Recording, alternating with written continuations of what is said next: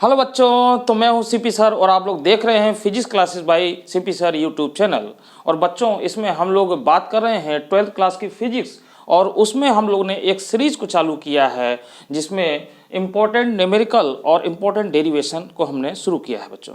तो इसमें lecture number 2 तक आप देख चुके हैं। आज लेक्चर नंबर 3 यानी तीसरे भाग में हम लोग न्यूमेरिकल के आगे आज डेरिवेशन पर बात करेंगे, यानी निगमन की ओर हम लोग चलेंगे। तो बच्चों देखिए, पहले ही चैप्टर अभी चल रहा है, पहले चैप्टर के आपने इसमें न्यूमेरिकल देखे हैं, आज हम लोग इस पर निगमन की बात करते हैं। तो बच्चों, इसमें सबसे इम्पॉर्टेंट दो, इसमें डेरिवेशन कहने के लिए तो 2-3 हैं, परंतु इसमें दो जो निगमन है यानी डेरिवेशन है बहुत ही महत्वपूर्ण है। दोनों में से कोई एक न्यूमेरिकल आने के पूरे चांस हैं। तो बच्चों, ये सबसे पहला जो है डेरिवेशन, ये पहला डेरिवेशन हम लोग देख रहे हैं, वैद्युत द्विध्रुव की अच्छी रेखा पर वैद्युत क्षेत्र की तीव्रता का व्यंजक। तो बच्चों देखिए, इस निगमन को करने के लिए सबसे पहले हमें ये जानना होगा कि वैद्युत द्विध्रुव क्या है और वैद्युत क्षेत्र की तीव्रता क्या है, तब हम इसको आराम से कर पाएंगे। यानी दोनों टर्म्स को पहले समझ लेते हैं। तो बच्चों देखिए, वैद्युत क्षेत्र की तीव्रता, अगर मान लेते हैं कोई विद्युत क्षेत्र है, कोई विद्युत क्षेत्र है, विद्युत क्षेत्र में कोई बिंदु हमने लिया, कोई आवेश लिया प्लस क्यू, और यहाँ से कुछ दूरी पर कोई बिंदु है, मान लेते हैं P। तो इस P पर इस आवेश के कारण इसकी मतलब इस पर जो है विद्युत क्षेत्र के कारण इस पर इसकी तीव्रता कितनी होगी, यानी उसकी इंटेंसिटी तीव्रता कितनी होगी, उसको हम लोग वैद्युत क्षेत्र कहते हैं बच्चों। यानी यूँ कहा जाए कि बच्चों वैद्युत क्षेत्र जो है आपका, यहाँ पर ये बिंदु P जो लिया गया है, ये बिंदु जो P लिया गया है, इस पर कोई धन परीक्षण आवेश हम लोग रखते हैं, यानी धन परीक्षण आवेश Q0 जिसे हम लोग कहते हैं। तो इस बिंदु पर धन परीक्षण आवेश पर लगने वाला बल, ध्यान दीजिए बच्चों, इस बिंदु पर रखे धन परीक्षण आवेश पर लगने वाले बल और इस धन परीक्षण के आवेश के अनुपात को ही हम लोग वैद्युत क्षेत्र की तीव्रता कहते हैं। E बराबर यानी F/Q0।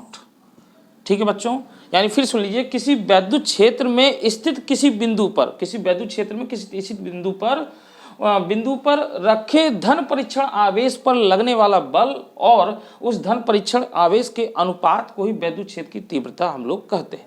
तो ये तो बात हुई बच्चों वैद्युत क्षेत्र की तीव्रता। अब देखते हैं, जैसे सबसे पहले यहाँ पे हम लोग देख रहे हैं बच्चों कि ये आपका कोई बिंदु जो है यहाँ पर O है और इस पर एक आवेश जो है रखा गया है प्लस Q, और यहाँ पर एक धन परीक्षण आवेश हमने रखा है। और बच्चों ये बिंदु इससे जो है r मीटर की दूरी पर है। कितनी मीटर दूरी पर? r मीटर दूरी पर। तो यहाँ पर देखिए, इस पर जो है कि इस पर जो फोर्स लगेगा, पहले तो हम लोग बल की बात करें तो ये प्लस Q और ये Q, तो दोनों के बीच में एक फोर्स लगेगा जैसे कूलाम का फोर्स। तो कूलाम के फोर्स के अनुसार इसको निकालते हैं तो ये हो जाएगा 1/4πε0, और ये बच्चों हो जाएगा Q0/r²। ये हो जाएगा इस तरीके से। अब बच्चों यहाँ से देखिए, अगर हम इस फोर्स का मान निकाल लें तो F बराबर, यानी इसका गुणा कर दें तो ये सॉरी, इसमें गुणा करने की ज़रूरत नहीं है। यहाँ पर देखिए, ये एक इक्वेशन हो गया एक तरीके से, और यहाँ पर इस F का मान अगर इसको वैल्यू पुट कर दें बच्चों तो ये हमारा क्या आ जाएगा, E बराबर F का मान इसको वैल्यू पुट कर दें यहाँ पर, तो ये आपका आ जाएगा 1/4πε0, और ये आपका हो जाएगा Q0, और यहाँ पर देखिए बच्चों Q0 नीचे है और बटे में r²। तो Q0 से Q0 कट जाएगा और आपका आ जाएगा E बराबर 1/4πε0, और ये हो जाएगा Q/r²। तो बच्चों ये है वैद्युत क्षेत्र की तीव्रता, ये है आपकी वैद्युत क्षेत्र की तीव्रता। यानी विद्युत क्षेत्र में किसी बिंदु O से r मीटर दूरी पर अगर कोई बिंदु है तो उस पर वैद्युत क्षेत्र की तीव्रता हमने इस प्रकार से देखा, ये है। अब हमें इस डेरिवेशन में हमें क्या कह रहा है, वैद्युत द्विध्रुव की अच्छी रेखा पर निकालना है। तो सबसे पहले वैद्युत द्विध्रुव जानते हैं क्या। तो बच्चों वैद्युत द्विध्रुव ये जो है आपका, जब दो बराबर और विपरीत, यानी दो आवेश बराबर होंगे और विपरीत होंगे, यानी हम यूं कह सकते हैं कि एक -Q और एक आपका प्लस Q, ये दोनों एक अल्प दूरी पर हो, यानी इन दोनों के बीच की दूरी बच्चों 2L ली जाती है। तो बच्चों जब दो बराबर और विपरीत आवेश एक अल्प दूरी 2L पर स्थित हो तो ये वैद्युत द्विध्रुव का काम करते हैं।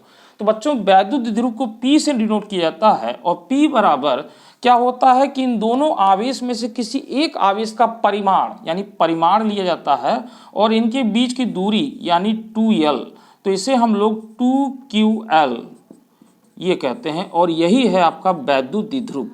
तो बच्चों P बराबर 2QL आया तो इसी को हम लोग बोलेंगे वैद्युत द्विध्रुव, यानी दो बराबर और विपरीत आवेश एक दूसरे से अल्प दूरी पर अगर स्थित हों तो उनमें से एक आवेश का परिमाण और उनके बीच की दूरी के गुणनफल को ही हम लोग वैद्युत द्विध्रुव कहते हैं।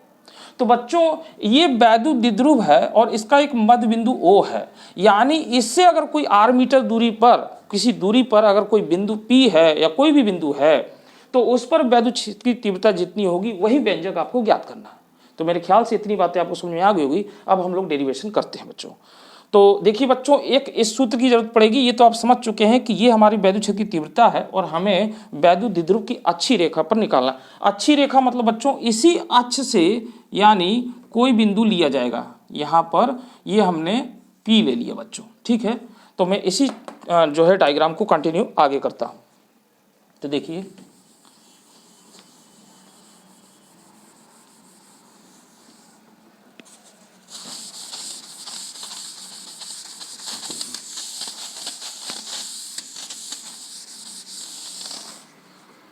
तो बच्चों ये आपकी दूरी जो है आपकी 2L है, ठीक है। और यहाँ से अगर हम देखें तो ये L होगा, इसका मध्य बिंदु है, और यहाँ से भी ये L होगा बच्चों, ठीक है। ये आपका 2L दूरी है यहाँ तक। तो बच्चों अब यहाँ से देखिए कि कोई बिंदु जो है यहाँ से इसके r मीटर दूरी पर है। कितनी मीटर दूरी पर है? r मीटर की दूरी पर ये बिंदु है, यानी इसकी दूरी इसके मध्य बिंदु से r मीटर की दूरी पर ये है। अब यहाँ पर इस बिंदु P पर हमको वैद्युत क्षेत्र की तीव्रता निकालनी है। तो बच्चों सबसे पहले हम लोग देखेंगे कि यह -Q से, अब बच्चों यहाँ पर वैद्युत क्षेत्र की तीव्रता जब निकालनी है तो यहाँ पर हम लोग क्या काम करते हैं, एक धन परीक्षण आवेश रखते हैं। अब देखिए यहाँ पर अगर हम धन परीक्षण आवेश रखेंगे तो ये धन होता है, तो धन से धन के कारण एक प्रतिकर्षण लगता है। तो बच्चों इसकी दिशा ये हो जाएगी, इसको हम लोग E1 नाम दे रहे हैं बच्चों, ठीक है। अच्छा इस वैद्युत द्विध्रुव को नाम दे रहे हैं A और B, A और B नाम दे रहे हैं बच्चों। तो इसकी जो दिशा होगी बच्चों ये हो जाएगी BP दिशा में, BP दिशा में, BP दिशा में हो जाएगी बच्चों, ठीक है। यहाँ तक की दूरी आपकी R है ये। तो बच्चों इसकी दिशा ये हो जाएगी। और बच्चों अगर यहाँ से देखें तो इसके कारण इसमें एक आकर्षण लगेगा, तो इसके कारण इसकी जो वैद्युत क्षेत्र की तीव्रता होगी वो E2 हो जाएगी, ये हो जाएगा बच्चों। अब बच्चों बात कर लेते हैं यहाँ से, देखिए यानी इस बिंदु के कारण यानी यहाँ से लेके यहाँ तक की जो दूरी होगी तो ये क्या हो जाएगा बच्चों, तो यहाँ से लेके यहाँ तक की दूरी हम R में से इतनी दूरी को कम कर देंगे यानी घटा देंगे, R - L हो जाएगा, ठीक है बच्चों। यहाँ बिंदु से साथ ही साथ में अगर इस बिंदु से अगर हम बात करें तो इस बिंदु से बच्चों क्या हो जाएगा, इतनी दूरी R है और R में इस L को जोड़ देंगे यानी R + L। तो बच्चों ये दूरी यहाँ तक हो जाएगी, ध्यान दीजिए।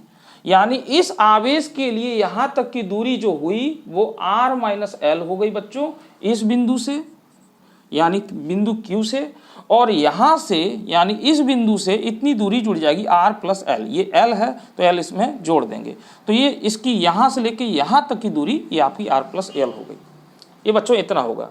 तो यहाँ पे बच्चों हम लोग लिखेंगे भी, क्योंकि लिखना पड़ता है, तो लिखेंगे माना एक वैद्युत द्विध्रुव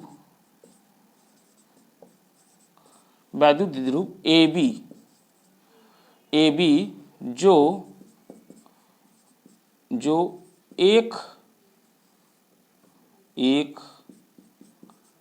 ऐसे माध्यम में रखा है जिसका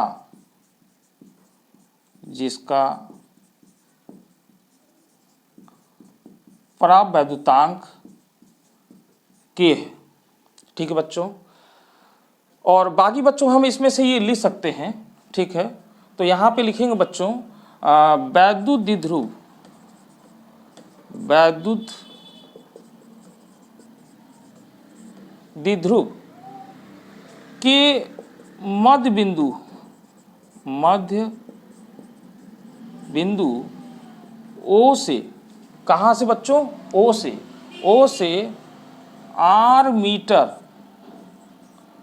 की दूरी पर एक बिंदु P है, एक बिंदु P है जिस पर वैद्युत क्षेत्र की तीव्रता ज्ञात करनी है, ज्ञात करनी है। तो बच्चों इतना आप लिख सकते हैं। ठीक है, यहां पे अब ये लिख सकते हैं बच्चों प्लस Q से बिंदु P तक की दूरी, यहां पे आप लिख सकते हैं प्लस Q आवेश से बिंदु P तक की दूरी बराबर, तो बच्चों यहां से लेके यहां तक की दूरी कितनी हो जाएगी, R minus L, R minus L. ठीक है, इसी प्रकार माइनस Q आवेश से बिंदु P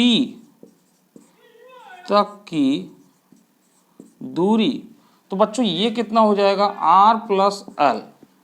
ठीक है, तो बच्चों ये आपकी दूरी हो गई प्लस Q से और ये हो गई माइनस Q से। ठीक है बच्चों, अब इतना करने के बाद तो बच्चों हम लोग लिखेंगे जो है प्लस Q आवेश, प्लस Q आवेश के कारण बिंदु P पर वैद्युत क्षेत्र की तीव्रता E1, तो बच्चों इसके कारण क्या हो जाएगी, E1 प्रतिकर्षित कर रहा है ये। ठीक है, E1, तो बच्चों ये हम लोग लिखेंगे 1/4 पाई एप्सिलॉन नॉट के। बच्चों यहाँ पे के परावैद्युतांक माना गया है। ठीक है, एक ऐसे माध्यम रख रहा है जिसका के है, और ये बच्चों आपका हो जाएगा। तो वैद्युत क्षेत्र की तीव्रता में निकाला गया बच्चों, इसके कारण यानी Q स्क्वायर, क्योंकि ये तो Q नॉट कट जाएगा, ये आप मत देखिए, यहाँ पर हमने रखा है, इसको रखा जाता है, तो ये हो जाएगा आपका Q अपान, और ये बच्चों दूरी अब रखेंगे, तो बच्चों ये दूरी आपकी क्या हो जाएगी, यहाँ से यहाँ तक की R माइनस एल का स्क्वायर, तो बच्चों ये हो जाएगा। और यहाँ समीकरण नंबर 1 दे देंगे, दिशा क्या होगी बच्चों, BP दिशा में, BP दिशा में, ये दिशा में लिखा है। और बच्चों साथ ही साथ ये E2 की दिशा क्या होगी, यहाँ से हम लोग लिख देंगे AP दिशा में, यहाँ पर ये हो जाएगा AP दिशा में। ठीक है बच्चों, AP दिशा में, तो ये हो गया। अब इसी तरीके से बच्चों यहाँ पर लिखेंगे माइनस Q आवेश के कारण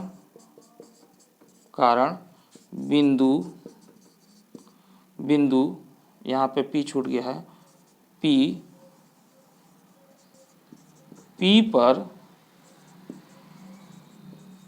वैद्युत क्षेत्र दिखाई दे रहा होगा बच्चों, वैद्युत क्षेत्र की तीव्रता, तो बच्चों इसको हम लोग लिखेंगे E2 से, और सेम इतना चीज़ तो होगा ही 1/4 पाई एप्सिलॉन नॉट के, और ये बच्चों हो जाएगा यहाँ पर Q अपॉन, और ये दूरी क्या हो जाएगी बच्चों, R प्लस एल।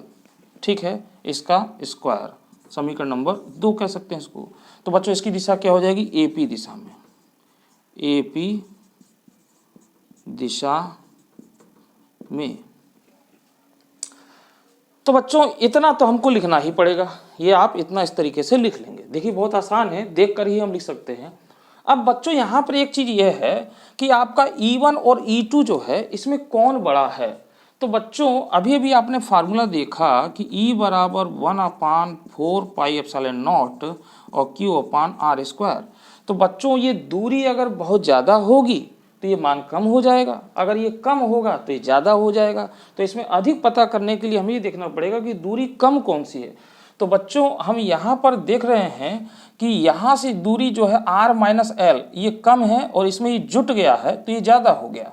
तो बच्चों जो E1 है वो आपका जो है ज़्यादा हो जाएगा, यानी इसकी तीव्रता ज़्यादा हो जाएगी, E1 की तीव्रता ज़्यादा हो जाएगी क्योंकि इसकी दूरी क्या है, कम हो गई है।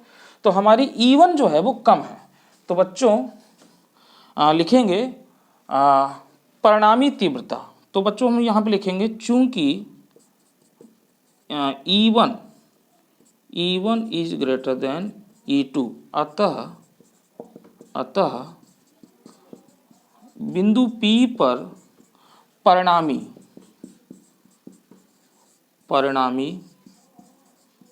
तीव्रता। तो बच्चों परिणामी तीव्रता निकालनी है हमें, तो हम लोग क्या काम करेंगे, E बराबर E1 माइनस E2। अब बच्चों यहाँ पर हम लोग इसमें वैल्यू पुट कर देंगे। तो E1 का मान बच्चों हम लोग क्या रखेंगे, ये रखेंगे। तो रख दीजिए 1/4πε0K और Q/ ये हो जाएगा r-l²। और फिर बच्चों माइनस ये हो जाएगा 1/4πε0K और ये हो जाएगा आपका r+l²। तो बच्चों अब इसमें हम लोग क्या काम करेंगे कि इसमें कॉमन लेंगे। कॉमन बच्चों हम लोग कितना ले सकते हैं, तो कॉमन ले लेंगे 1/, यहाँ पर Q भी कॉमन ले लेंगे 4πε0K और बच्चों ये आपका हो जाएगा 1/r-l² माइनस और 1 बचेगा, ठीक है, और ये हो जाएगा r+l²। r दिखाई दे रहा है आपको, r+l²। तो बच्चों ये बच जाएगा। अब बच्चों इसी को सॉल्व कर लेना है, ज़्यादा उसमें कुछ करना नहीं है। तो देखिए मैं एक लाइन और कर लेता हूँ यहाँ से। तो बच्चों यहाँ पर क्या हो जाएगा, Q/4πε0K और बच्चों इसका एलसीएम ले लेंगे। तो एलसीएम ले लेंगे बच्चों, तो ये हो जाएगा r-l² और r+l²। तो बच्चों देखिए इससे ये कट जाएगा तो ये लिखा जाएगा ऊपर r+l² और माइनस ये हो जाएगा बच्चों r-l²। इस तरीके से बच्चों अब मैं इसी के आगे यहाँ से लिख देता हूँ ताकि आपको दिखाई दे। तो बच्चों ये E बराबर है, तो यहाँ से हम लोग फिर लिख लेते हैं E बराबर, अब बच्चों देखिए ये हो जाएगा आपका Q/4πε0K। देखिए अब बच्चों देखिए यहाँ पर ये जो है इसको हम लोग ऐसे, तो बच्चों ये आपका हो जाएगा r² माइनस l² का होल स्क्वायर। अब बहुत बच्चों को ये नहीं आता है, यहाँ पे समझ लें इस चीज़ को कि बच्चों देखिए यहाँ पर ये फार्मूला लगाया जा रहा है a² माइनस b²। तो एक कोष्टक में a+b होता है, दूसरे कोष्टक में a-b होता है। तो बच्चों यहाँ पर ये जो है स्क्वायर के फॉर्म में है, तो यहाँ पर इसको खोल देंगे तो यही आपको मिल जाएगा, ठीक है। तो ये r² माइनस l² का होल स्क्वायर इस तरीके से, यानी a² माइनस b² पर इसको रखा गया है। अब बच्चों देखिए यहाँ से क्या हो जाएगा, ऊपर वाले में इसको खोलेंगे, तो ऊपर वाले में खोलेंगे तो बच्चों यहाँ पर a+b का होल स्क्वायर लगा देंगे, a+b का होल स्क्वायर लगा देंगे। तो r² प्लस l² और प्लस 2ab होता है, तो ये हो जाएगा 2rl, ठीक है बच्चों, माइनस, अब बच्चों देखिए a माइनस b का होल स्क्वायर है, तो यहाँ पर मैं पहले ब्रैकेट लगा लेता हूँ ताकि आपको आसानी समझ में आए, r² plus l² minus 2rl, ठीक है बच्चों, ये इतना हो गया। अब देखिए जब इस ब्रैकेट को खोलेंगे तो बच्चों अंदर मल्टीप्लाई हो जाएगा, यानी ये माइनस और ये प्लस हो जाएगा। तो बच्चों आगे देखिए क्या होता है, तो Q/4πε0K और यहाँ पर ये तो हमारा एलसीएम हो जाएगा यानी R square minus L square का होल स्क्वायर। अब बच्चों देखिए इसको खोल देंगे तो R square plus L square plus 2RL, और बच्चों ये माइनस का मल्टीप्लाई हो जाएगा तो R square minus L square और माइनस माइनस प्लस तो 2RL, ये बच्चों इतना हो जाएगा। तो यहाँ देखिए ये पद इससे कट जाएगा, ये वाला इससे कट जाएगा और ये दोनों जुट जाएंगे बच्चों। ठीक है, यहाँ मिट गया है एल स्क्वायर इस तरीके से बच्चों। तो बच्चों यहाँ पर आ जाएगा 2RL और 2RL, ये क्या हो जाएगा 4RL हो जाएगा। तो बच्चों यहाँ पर ये E बराबर है, E बराबर तो ये हो जाएगा बच्चों Q अपान 4πε0 K, और बच्चों ये हो जाएगा तो मैं इसको बड़े ब्रैकेट ना लगा करके जो है इसको देखिए क्या हो जाएगा 4RL अपान और R square minus L square का होल स्क्वायर, ये इतना लिख दिया जाएगा। अब बच्चों यहाँ पर देखिए हमें क्या क्या काम करना है। तो बच्चों 4RL है और Q भी है, तो Q का एक साथ गुणा कर दें तो ये आपका हो जाएगा E बराबर, यहाँ एक को रख लेते हैं 4πε0 K, और ये बच्चों हो जाएगा 4QRL।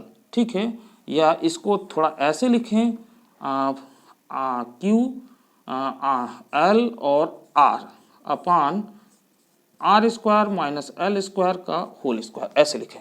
ठीक है बच्चों, फिर अब मैं यहाँ कर रहा हूँ, ठीक है, ताकि आपको दिखाई दे।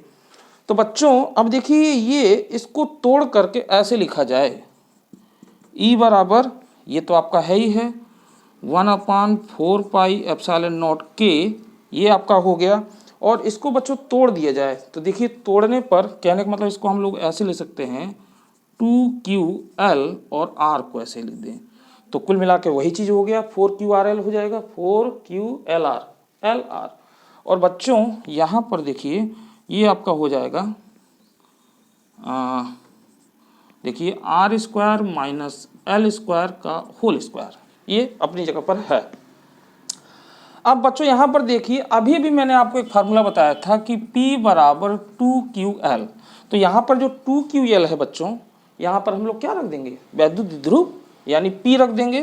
तो बच्चों E बराबर 1/4πε0 K, और ये हो जाएगा 2P, बच्चों P हो गया और R हो गया, और ये हो जाएगा R square minus L square का होल स्क्वायर।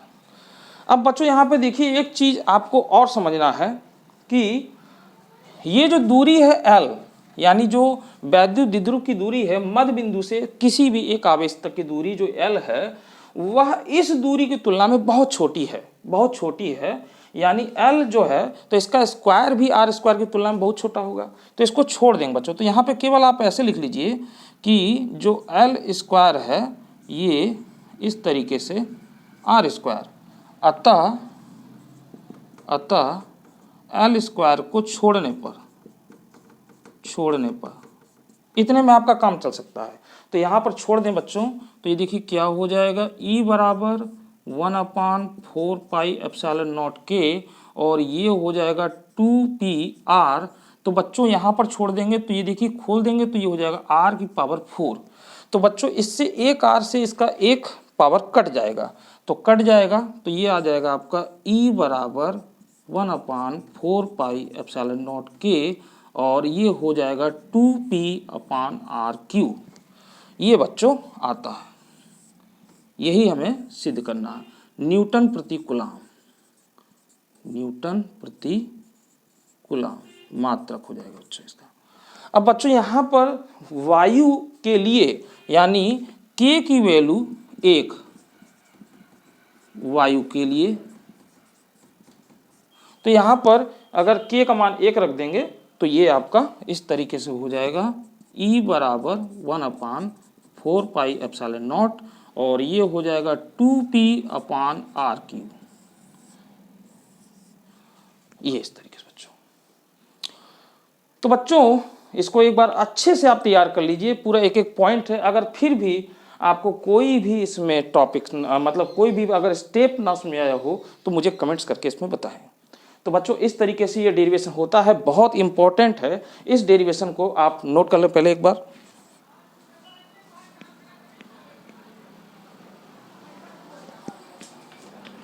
हाँ बच्चों, तो नोट कर लिया होगा। तो बच्चों आज की वीडियो में इतना ही। अगली वीडियो में हम लोग फिर एक महत्वपूर्ण डेरिवेशन की ओर चलेंगे। मेरी वीडियो में लगातार बने रहिए बच्चों। ये सीरीज मैंने जो चालू की है ये आपके पूरे एग्जाम तक, यानी जब तक आपका एग्जाम नहीं जाता फिजिक्स का, ये चलती रहेगी, लगातार चलती रहेगी।